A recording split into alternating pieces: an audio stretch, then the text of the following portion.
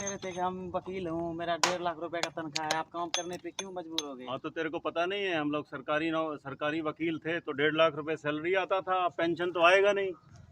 और खट्टर साहब बोलते हैं हमारा राज्य है बहुत गरीब है तो हम पेंशन नहीं दे पाएंगे।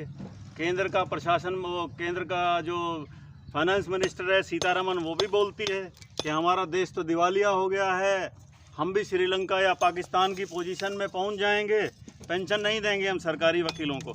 अब मजदूरी तो करनी पड़ेगी ना, 2 बच्चे हैं, उनकी फीस भी देनी है पढ़ने के लिए, 2 बेटियां हैं शादी के लिए, 1 बेटा है, एक भी गोली भी नहीं देने के लिए हमारे पास पैसा नहीं है। 6500 रुपये सैलरी मेरे को पेंशन दे रही है। अब 6500 रुपये में पेट भरें या बच्चों को पढ़ाएं?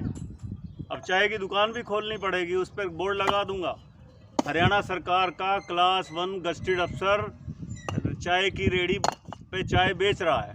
अब यहाँ मजदूरी कर रहे हैं, कम से कम 600-700 रुपये दिहाड़ी तो मिलेगी। हम कौन सा यहाँ पे रजवाड़े से पैदा हुए हैं, पढ़ाई लिखाई करके मेहनत करके अफसर बने थे, लेकिन सरकार ने जहाँ से शुरुआत करी थी वहीं पे हमने वहीं पहुँचा दिया इसने। और ये बीजेपी की सरकार जो है ये सिर्फ पूंजीपतियों के खाते भरने के लिए है। खट्टर साहब बोलते हैं मैंने बड़ी लावणी करी है, बड़ी ये करी है, जरा कदे पेंशन छोड़ेगा क्या? हरियाणा राज्य की उसको इतनी चिंता है, हरियाणा राज्य की उसको चिंता है कि 2030 तक दिवालिया हो जाएगा। और अभी बोल रहे हैं पिछले 3 महीने में हरियाणा ने 7500 करोड़ रुपया जीएसटी का इकट्ठा किया है। एक तरफ से तो दिखाते हैं कि हमारे पास बहुत सारा पैसा है और दूसरी तरफ दिखाते हैं कि हम दिवालिया होने जा रहे हैं। ये 2 स्टेटमेंट क्या है? एमपी को, एमएलए को 4-4 बार की पेंशन, और हमने अपनी सारी ज़िंदगी दे दी 58 साल तक सरकार को, एक पेंशन देने में भी उसका दिवालिया होने पे आ जाएगी। ये बीजेपी के नए कंसेप्ट आ गए हैं, सिर्फ बेवकूफ़ बना रही है देश की जनता को। और दोबारा अब लोगों सचेत हो जाओ, वोट की चोट दे दो इनको।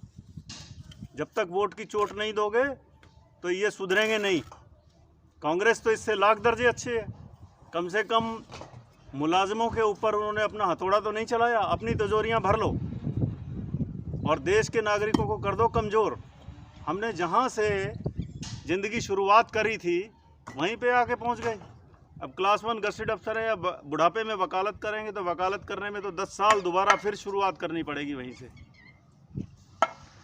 6500 रुपये में अगर मैं बीमार हो गया तो इन्होंने आयुष्मान में भी नहीं आएंगे हम, तो पीले कार्ड भी नहीं बनेंगे हमारे, तो हम कहाँ जाएं?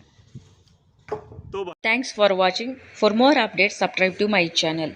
చూస్తూనే ఉండండి మరెన్నో అప్డేట్ కోసం ఏఎస్ఎన్ 24 టీవీ న్యూస్ చేయండి, కామెంట్ చేయండి, సబ్స్క్రైబ్ చేయండి. Thank you.